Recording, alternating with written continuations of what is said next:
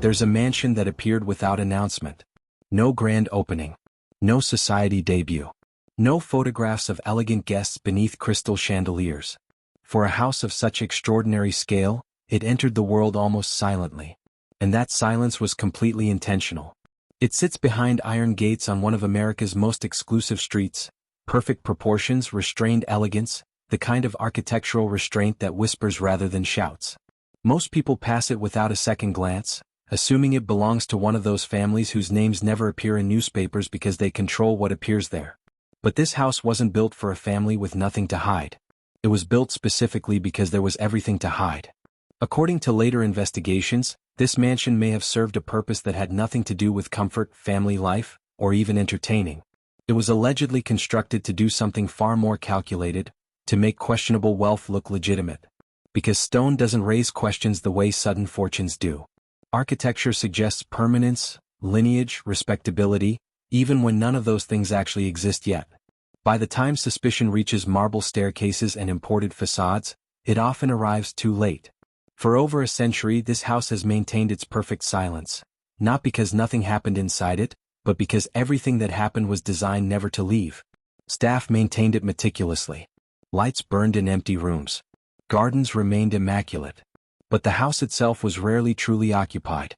It was lived in just enough to seem real. Just enough to serve its purpose. Tonight, we reveal the story of the mansion that was never really a home, and how wealth tried to wash itself clean by becoming beautiful. This is not a story about what was exposed. This is a story about what was carefully, deliberately constructed to avoid exposure altogether. From the moment construction began, this mansion felt different from the Gilded Age estates rising around it. The Vanderbilts built the breakers to announce their power, 70 rooms of architectural excess designed to overwhelm every visitor who walked through its doors. The Astors constructed their Manhattan mansion as a fortress of social control, the epicenter of American high society, where guest lists determined who mattered. But this house was built with a different philosophy entirely. It rose quietly in the 1880s, during a period when American wealth was under increasing scrutiny. The robber baron era was ending. Public opinion was shifting. Fortunes were no longer judged solely by their size, but by their origins. Suddenly, visibility could be dangerous. Newspaper exposés were revealing how some fortunes were actually made, the labor practices, the political corruption, the financial manipulations that built empires. And wealthy families were learning a hard lesson. In this new climate, money needed not just to grow but to settle. To harden into something that appeared respectable. Unquestionable. Old even when it was new. This mansion was allegedly built to serve exactly that transformation. The family who constructed it came from wealth that was recent enough to raise questions. Money that had appeared suddenly, grown rapidly, and lacked the multigenerational patina that old money families possessed naturally. They needed that patina. And they needed it quickly. So they built it. The architectural choices reveal this intent in subtle but unmistakable ways. The facade was deliberately classical, Georgian proportions, quality stone, careful symmetry. Nothing trendy or experimental. Nothing that would date the house to a specific moment. It looked like it could have been standing there for generations. That was the point. Inside, the layout prioritized presentation above everything else. The entrance opened into a grand reception hall, high ceilings, marble floors, the kind of space designed to make visitors feel they'd entered somewhere significant. Beyond that lay room after room built for observation. Formal dining rooms that could seat 24 guests, drawing rooms furnished with documented antiques, libraries filled with leather-bound volumes chosen for their bindings rather than their content. Every space telegraphed the same message. This is a family with history, cultivation, permanence. But notably absent were the spaces where actual family life happens. Bedrooms were small, almost austere, practical rather than luxurious. Private sitting rooms were minimal. The kitchen and service areas were efficient but not expansive. This wasn't a house designed for people to actually live comfortably in. It was designed to be observed living in. Staff who worked there later reported something peculiar. The mansion was maintained immaculately, yet it often felt empty. Rooms were cleaned daily even when no one used them. Fires were lit in parlors where no one sat. Table settings were arranged for dinners that didn't happen. The house operated at full capacity, fully staffed, fully maintained, fully alive, but with minimal actual occupation. Days would pass with no visitors. Weeks without guests. Sometimes family members themselves seemed absent for extended periods. One housekeeper later recalled, It felt less like a home and more like a museum we were preparing for visitors who rarely came. This pattern continued for years. The family hosted occasional dinners, small, carefully curated gatherings where the right people could see the house, form impressions, spread word that this was indeed an established, respectable family. But between those performances, the mansion existed in a strange state of suspended animation. Ready but waiting. Perfect but hollow. At the time this seemed merely eccentric. Wealthy families had always been peculiar about their privacy, their habits, their ways of maintaining social position. But decades later, when investigators began examining the financial networks allegedly connected to this family, the mansion's purpose became clearer. It wasn't built to be lived in. It was built to be pointed at. To serve as physical evidence that the wealth had arrived somewhere solid, legitimate, permanent. Because accounts can be restructured. Ownership can be obscured through corporate entities and offshore arrangements. But land is stubbornly, visibly, undeniably real. A mansion can't be moved to a different jurisdiction. Can't be hidden in numbered accounts. Can't disappear with clever paperwork. It sits there, permanent and observable, announcing, this wealth has substance. This family has permanence. This fortune is real. And for a while that strategy worked perfectly. The house served its purpose, transforming recent wealth into apparent old money through the simple alchemy of beautiful architecture. But buildings, unlike bank accounts, can't be restructured when circumstances change. And eventually, the same permanence that made the mansion useful would make it dangerous. To understand why someone would build a mansion they barely intended to live in, you need to understand how wealth operated in the late 19th century, and how rapidly that operation was changing.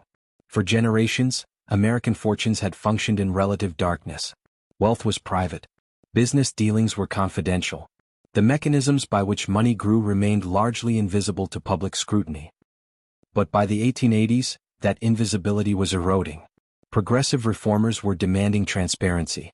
Journalists were investigating how fortunes were actually made. Congress was beginning to regulate industries that had operated without oversight for decades. And suddenly wealthy families faced a problem they'd never encountered before. Their money needed to explain itself.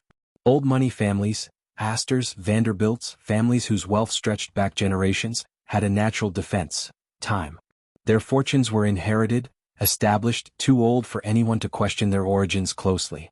But families with newer wealth, fortunes made in the previous decade or two, faced uncomfortable questions. Where exactly did this money come from? Which labor practices built it? Which political connections protected it? Which financial maneuvers created it? These questions were dangerous. And money that couldn't satisfactorily answer them risked more than embarrassment. It risked investigation, regulation, even prosecution. So new money began copying a strategy old money had used for generations. They turned their wealth into architecture. Because architecture does something that numbers cannot. It creates the appearance of permanence. A mansion built in the classical style suggests that the family who owns it has existed for generations, even if they haven't. Rooms filled with antiques imply a long history of cultivation, even when that history was purchased last month. Gardens designed to look centuries old make the family seem rooted in place, even if they just arrived. Architecture, in other words, is respectability laundering. It takes wealth that's recent, questionable, or uncomfortable, and transforms it into something that appears established, legitimate, beyond question. And the more substantial the architecture, the more complete the transformation.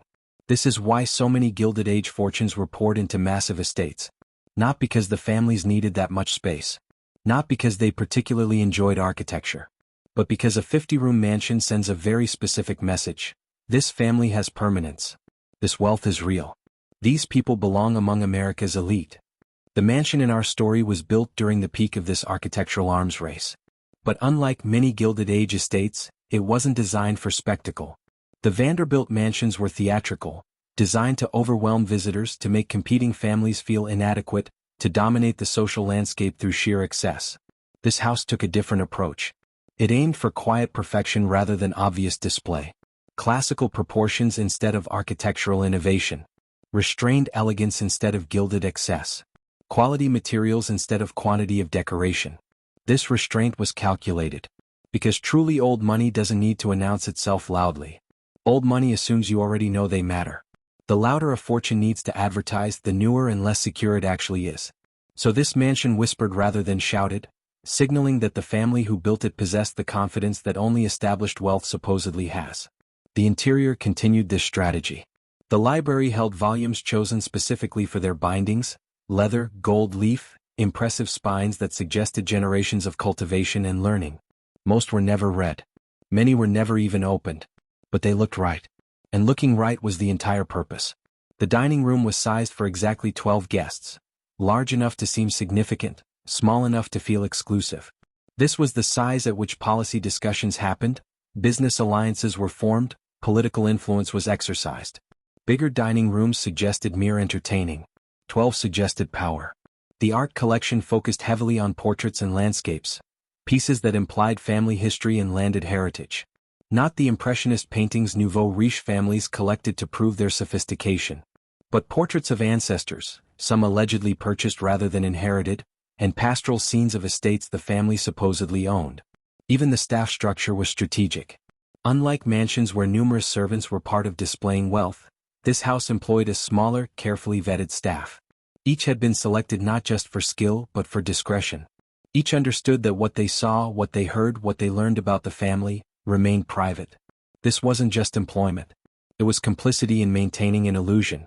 And that illusion worked for a time. The house succeeded in creating the appearance the family needed. Visitors saw elegance, permanence, cultivation. Business associates saw legitimacy.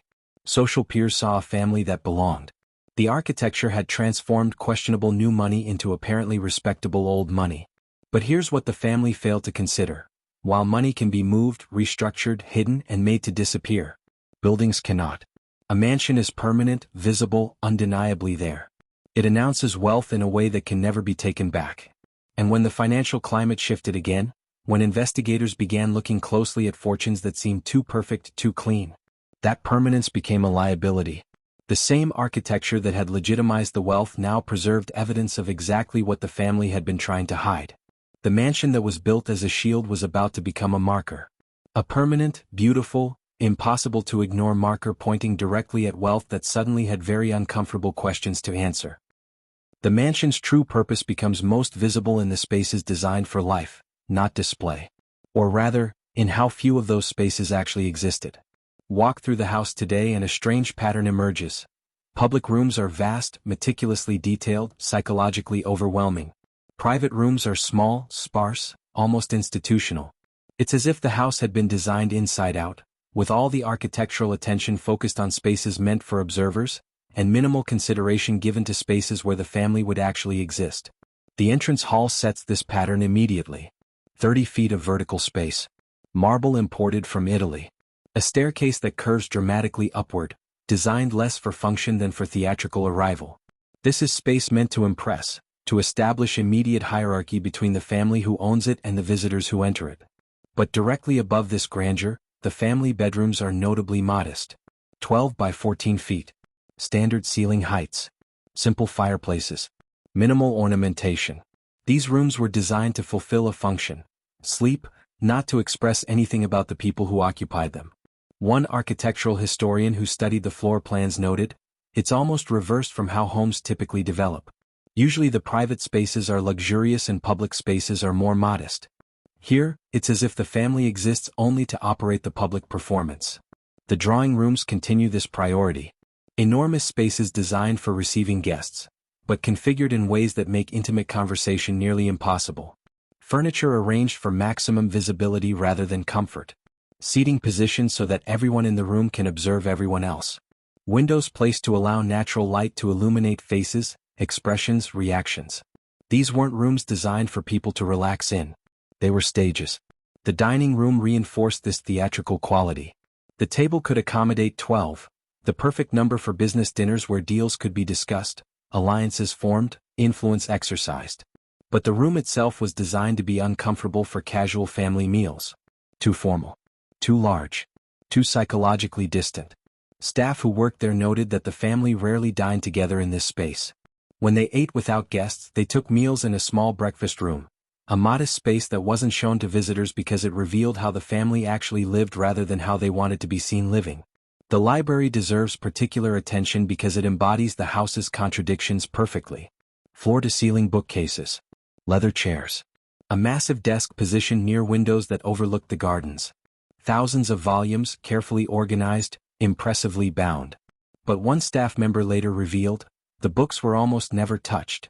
Occasionally someone would remove a volume if guests were present, open it thoughtfully, then return it. But actual reading? I never saw it. The library wasn't designed for intellectual life. It was designed to suggest intellectual life. To create the impression of generations of cultivation, learning, contemplation. The room was set dressing for a performance of respectability. Perhaps most revealing were the spaces that barely existed at all, places where authentic family life might happen. No cozy sitting rooms where family members could gather informally. No comfortable studies for private work or reflection. No spaces that invited casual presence or unstructured time. Even the children's rooms, in a house this size, were surprisingly austere and isolated, tucked away in distant corners where they wouldn't disrupt the carefully maintained atmosphere of adult sophistication. The house actively discouraged the kind of organic, messy, unpredictable family life that makes a residence feel genuinely inhabited. Everything was calibrated for observation and impression management. Staff noticed this peculiarity constantly. One housekeeper later recalled, "We maintained the house as if a large family lived there actively, but most days the rooms felt empty. Not abandoned but waiting.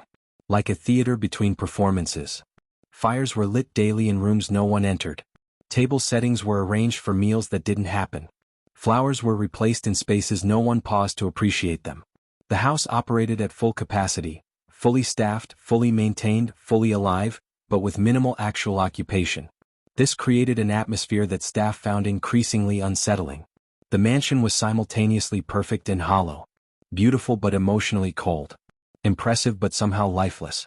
It fulfilled its function brilliantly. Any guest who visited saw exactly what they were meant to see, a family of cultivation, permanence, belonging. But people who spent significant time there began to sense something off. The house felt performative. Washed. Controlled. As if every space had been designed not for living but for being evaluated by invisible observers who were always judging whether the family measured up to the image they were projecting. This psychological quality intensified in how the house managed sight lines and visibility.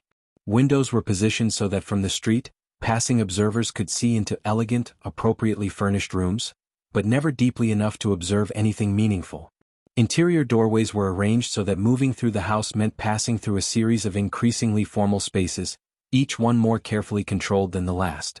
Even the servant corridors, the hidden infrastructure that allowed staff to move invisibly, reinforced this sense of surveillance and performance. Staff could observe family members and guests without being seen, but that also meant family members could never fully relax, never be certain they weren't being observed. One visitor years later tried to articulate the house's peculiar effect. You entered thinking you were seeing a family's private world. But gradually you realized, there was no private world. Everything was public. Everything was performance.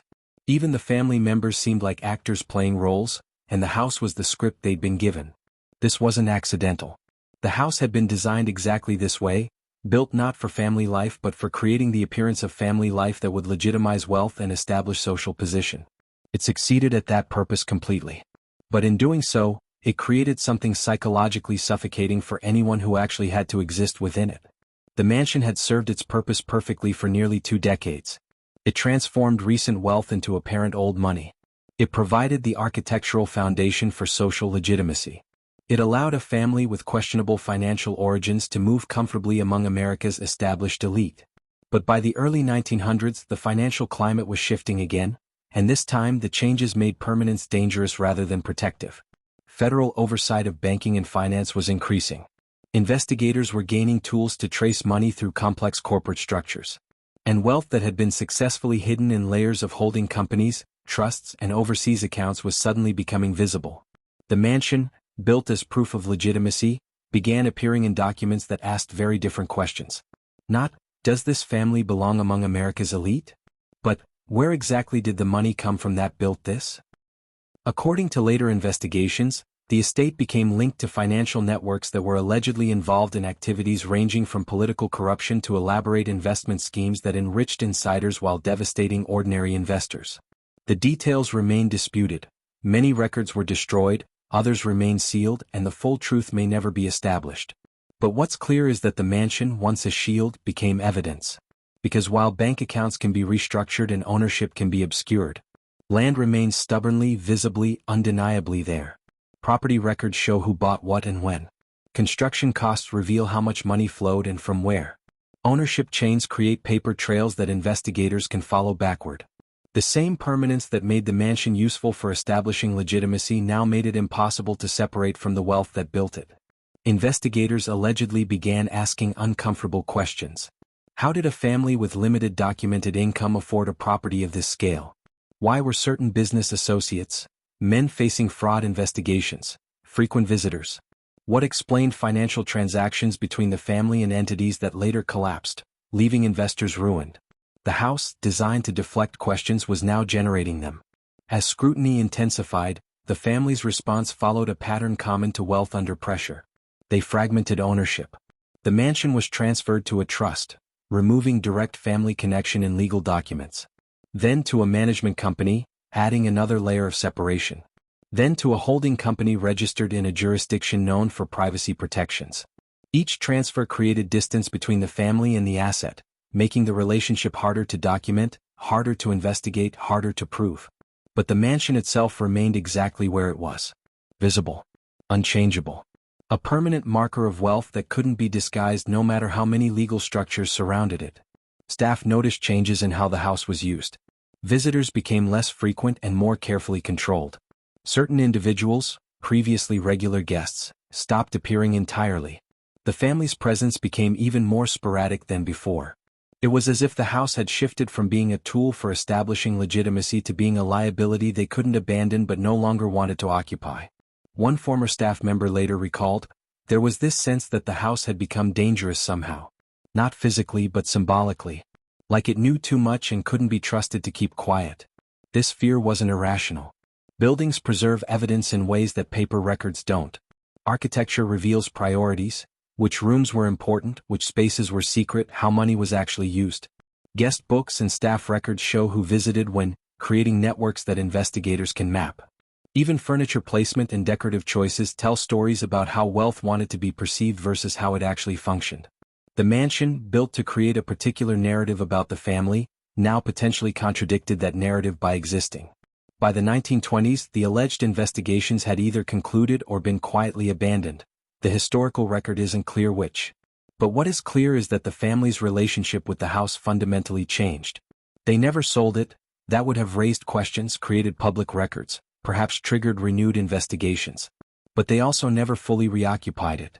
The mansion entered a strange half-life, legally owned, meticulously maintained, but essentially vacant.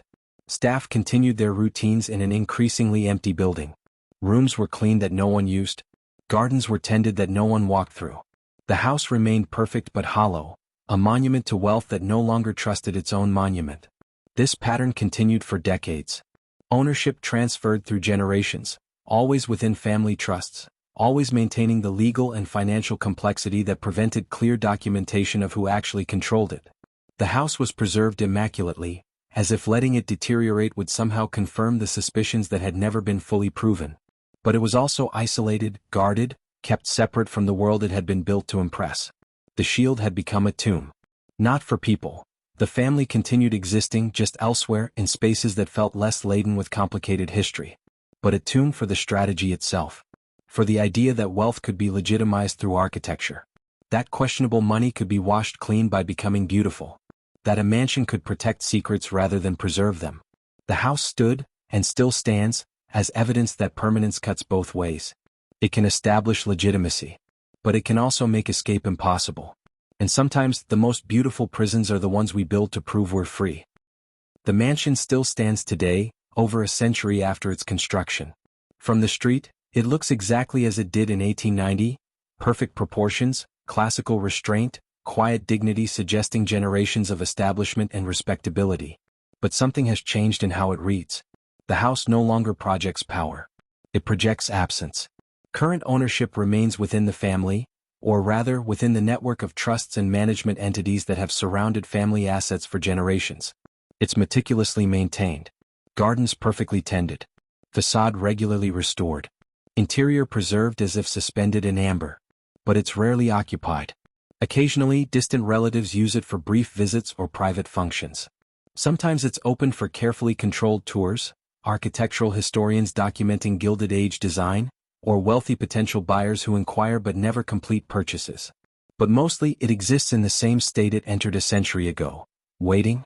A stage maintained for performances that no longer happen. Staff, now minimal, describe an atmosphere that feels increasingly elegiac.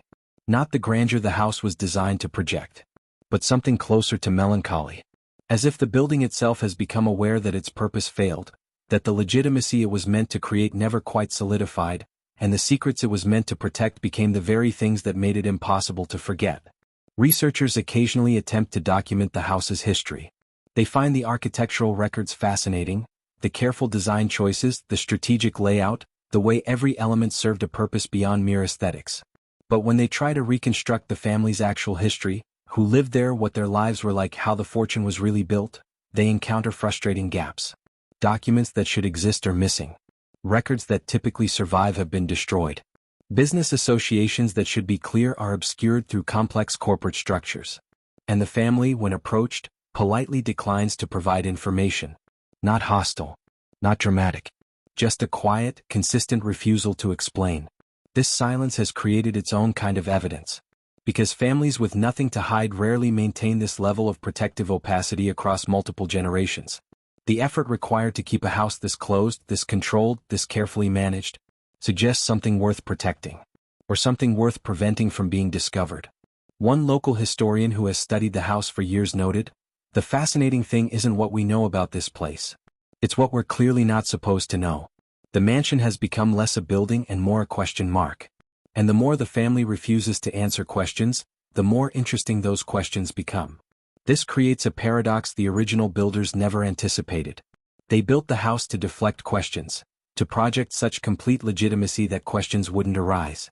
But in maintaining that protective silence across generations, they've ensured that questions never stop. The house was supposed to be an endpoint, the place where questionable wealth became unquestionable. Instead, it became a permanent question mark, a beautiful, expensive, architecturally significant question that sits on an exclusive street, refusing to explain itself. What's perhaps most striking is how the mansion has outlasted the strategy it represented. In the late 19th century, turning wealth into architecture was a viable path to legitimacy. Building a mansion could transform how your family was perceived and accepted. But that world is gone. Today we're more skeptical of inherited wealth, not less. More interested in how fortunes were built, not more willing to accept that old money needs no explanation. The mansion was built for a world where discretion was respected and questions were considered impolite. It exists now in a world where transparency is expected and silence looks like guilt. And so the house has become less a home and more a relic. A monument to a moment when wealth believed it could protect itself through beauty and permanence. The irony is almost painful. The family built something designed to last centuries, to establish their legitimacy beyond question. And they succeeded in building something that will last centuries. But instead of establishing legitimacy, it preserved all the questions they tried to bury. Because buildings remember what people try to forget. Architecture outlasts intention. And permanence, it turns out, can be a trap as much as a triumph. The house stands, perfect, maintained, beautiful. But it no longer reads as success. It reads as evidence. Evidence that wealth once tried to hide its origins behind marble and gardens. Evidence that money believed it could wash itself clean by becoming impressive. Evidence that some families value privacy more than truth. And evidence that sometimes, the most expensive thing you can build is something you can never escape. Money can disappear. Numbers can be restructured. Accounts can vanish into offshore arrangements and complex corporate shells. But stone remains. Architecture endures. And a mansion, no matter how beautiful, how perfect, how carefully maintained, cannot stop asking the question it was built to prevent. Where did the money come from?